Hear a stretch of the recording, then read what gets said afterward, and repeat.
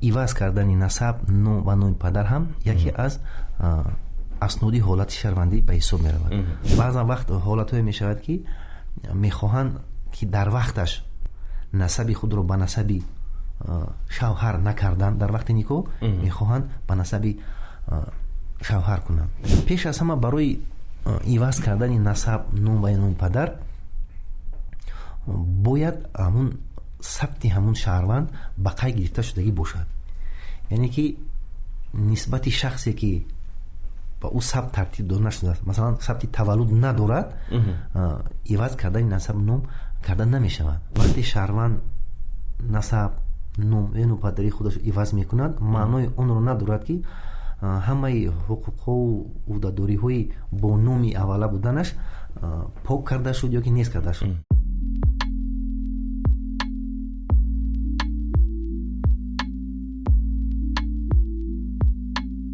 дуруд ба ҳамаи шумо дӯстони азиз, тамошобинони гиромӣ ва шунавандаҳои азизи мо ки айни замон моро ҳам тамошо карда истодед ва ҳам гӯш мекунед. хулас дӯстони азиз, подкасти дуввуми мо ки ном гирифтааст бояд донист аз Академияи Три медведя пешкаши шумо мегардад. подкасти мазкур бахшида шудааст ба ислоҳот дар соҳаи ба қайдгирии актҳои ҳолати гражданӣ, бо ибораи дигар гӯем ислоҳоти мақомоти сабти асноди ҳолати шаҳрвандӣ. сари вақт ба қайд гирифтани санадҳои ҳолати шаҳрвандӣ ки мушкилоти асосӣ надонистани аҳолӣ ё набудани кадрҳои маҳаллӣ аст. чаро сари вақт гирифтани ҳуҷҷатҳои зарурӣ муҳим ҳастанд? мо дар ин мавзӯъ суҳбат хоҳем кард ва фаромӯш намекунем ки подкаст дар доираи лоиҳаи барномаи рушди Созмони Милали Муттаҳид ислоҳоти низомии сабти асноди ҳолати шаҳрвандӣ дар Ҷумҳурии Тоҷикистон омода шудааст. дар подкасти мо ҳузур доранд Ифтихор Самадзода, муовини сардори раёсати асноди ҳолати шаҳрвандӣ Вазорати Адлияи Ҷумҳурии Тоҷикистон. салом алейкум. ва алейкум салом.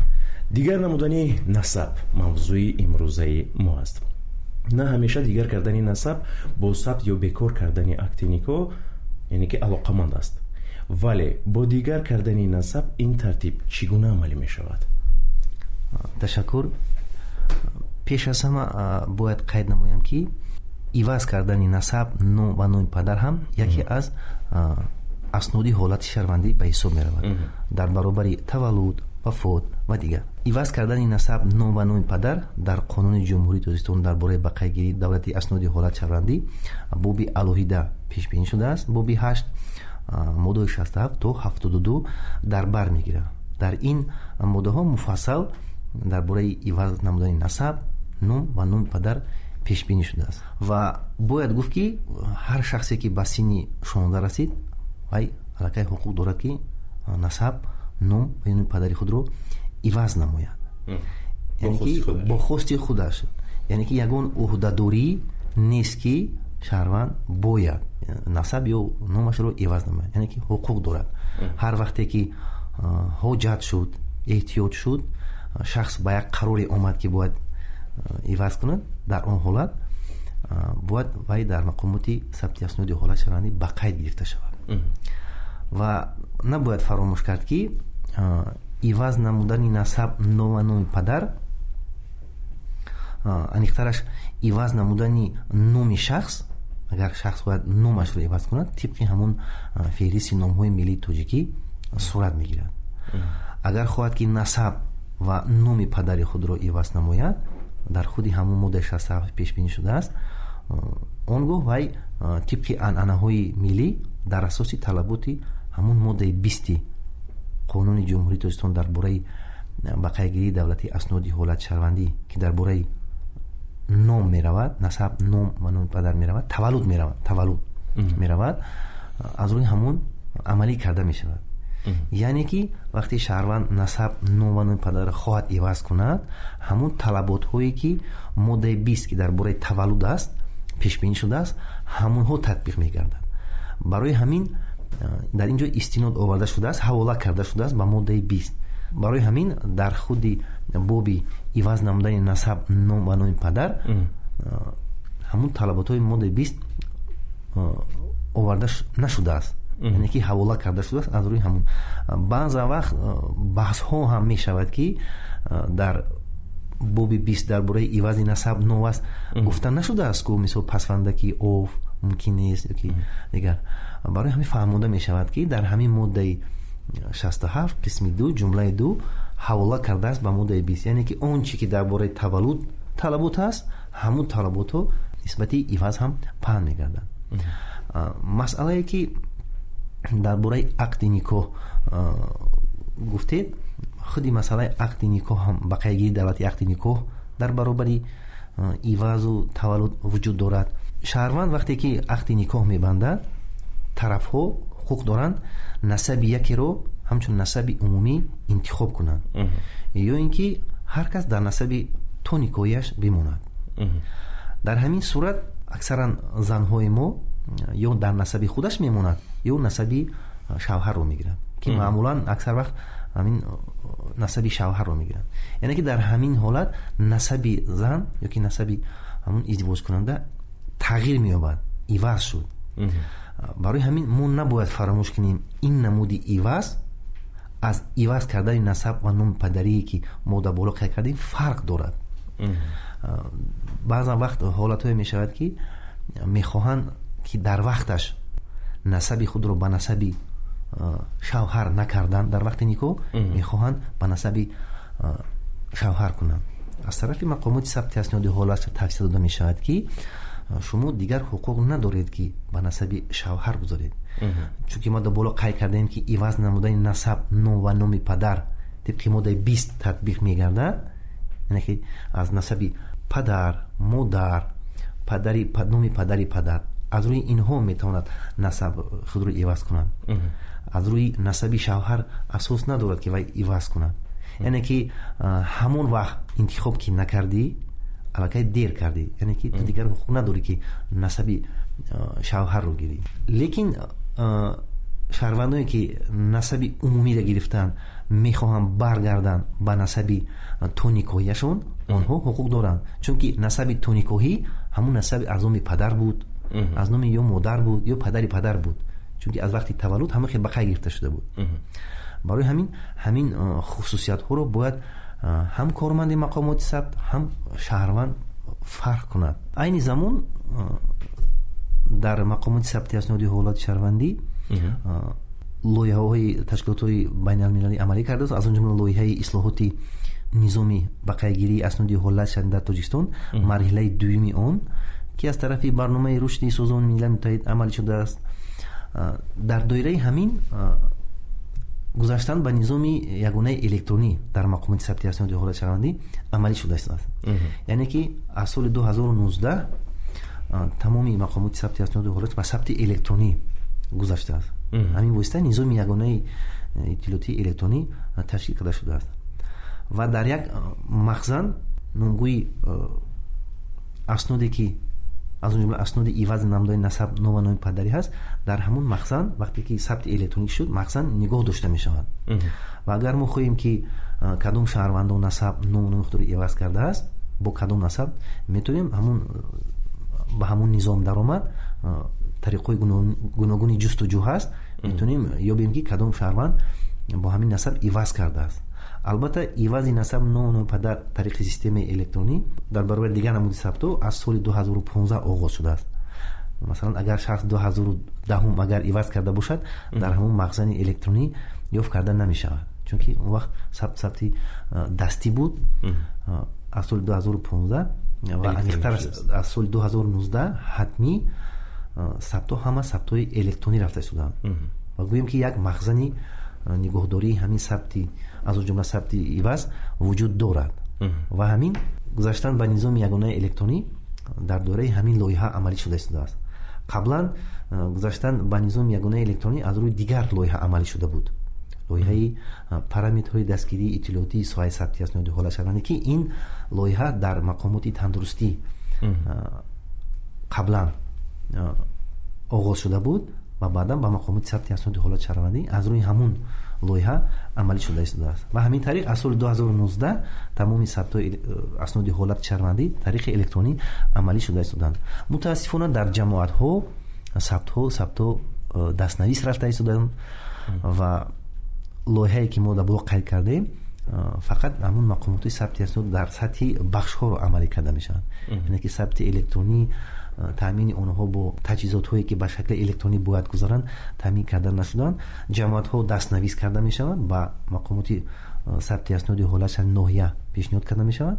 онҳо дубора ҳамун сабтҳои дастнависро электронӣ ворид мекунанд. барои иваз кардани насаб кадом ҳуҷҷатҳо лозим ҳастанд? ҳуҷҷатҳои лозима ва зарурӣ? пеш аз ҳама барои иваз кардани насаб, ном ва номи падар бояд ҳамун сабти ҳамун шаҳрванд ба қайд гирифта шудагӣ бошад. яъне ки нисбати шахсе ки ба ӯ сабт тартиб дода нашудааст, масалан сабти таваллуд надорад, иваз кардани насаб ном карда намешавад. дар ин ҳолат аввал вай насаб аввал таваллудро аз нав ба қайд гирифт ва сипас иваз кардани насаб ва ном падарида гузашт. яъне ки аввал ин ҳуҷҷат ин худи нусхаи сабти аснод аст ки ин аз тарафи на шаҳрванд балки аз тарафи худи ҳамин мақомоти сабти асноди ҳолат шаҳрвандӣ ҷойгиришавии ҳамун шахсе ки мехоҳад иваз кунад ба ҳамун дигар мақомоти сабте ки таваллуди вай дар дигар ноҳия аст дархост кунад. ҳолатҳое аст ки шаҳрванд дар як ҷо таваллуд шудаасту дар ҳамун ҷо мехоҳад иваз кунад. дар ин ҳолат зарурат надорад ки дархост кунад ба дигар ноҳия. аз худи ҳамун ноҳия нусхаи сабтро талаб карда худаш ба маводҳо илова мекунад. яъне ки аввал ин будани худи асноди сабти таваллуд аст. дигар ҳуҷҷат бояд пешниҳод карда шавад, ин ҳуҷҷати тасдиқкунандаи шахсият. бештар шаҳрвандои мо ин шиносномаи шаҳрвандии ҷумҳурии исламӣ пешниҳод мекунанд ки ин дар моддаи 5 худи қонун пешбинӣ шудааст. дар ҳар як намуди сабт ҳамин пешниҳод кардаи ҳуҷҷати тасдиқкунанда зикр нагардидааст. фақат дар ҳам моддаи 5 пешниҳод кард вақти ба қайдгирии асноди ҳолат шаҳрвандӣ ҳуҷҷати тасдиқкунандаи шахсияти худи ҳамон аризадиҳанда ё ки нисбати шахсе ки аснод тартиб дода мешаванд пешниҳод бояд карда шавад. яъне ки ҳуҷҷати тасдиқкунандаи шахсият, шиносномаи шаҳрвандии ҷумҳурии исламӣ. дигар ҳуҷҷат ин шаҳодатномаи таваллуди ҳамон шахсе ки хоҳиши иваз намудани насаб, ном ва номи падарро дорад. албатта шаҳодатномаи таваллуд дар асоси сабти тартиб додашуда дода мешавад. мутаассифона гоҳ вақт ҳамин хел ҳолатҳое ҳаст, шаҳодатномае ҳаст ки сабти вай тартиб дода нашудааст. барои ҳамин чиқдре ки дар боло қайд кардам, аввал ҳамун асноди таваллуд талаб карда мешавад ки нисбати ҳамун шахс сабт тартиб дода шуда бошад, новбаста аз шаҳодатномаи таваллуд. яъне бояд шаҳодатномаи таваллуди ҳамун шахс ҳам пешниҳод карда шавад. шаҳодатномаи ақди никоҳ, агар аризадиҳанда дар ақди никоҳ қарор дошта бошад, ё ки ва шаҳодатномаи бекор кардани ақди никоҳ, агар аризадиҳанда бо сабаби бекор шудани ақди никоҳ гуфтани насаби пеш аз никоҳиашро талаб намояд, ва агар фарзанди ноболиғ дошта бошад шаҳодатномаҳои таваллуди ҳар яке аз ин кӯдакони ноболиғ пешниҳод карда мешавад. инчунин метавонад шаҳодатнома дар бораи фарзандхондӣ ё шаҳодатнома дар бораи муқаррар намудани падарӣ талаб карда шавад. ин дар сурате ки агар аз тарафи мақомоти ҳамун сабти асноди ҳолат шаҳрвандӣ ба қайдгирии давлати фарзандхондӣ ё муқаррар кардани падарӣ гузаронида шуда бошад.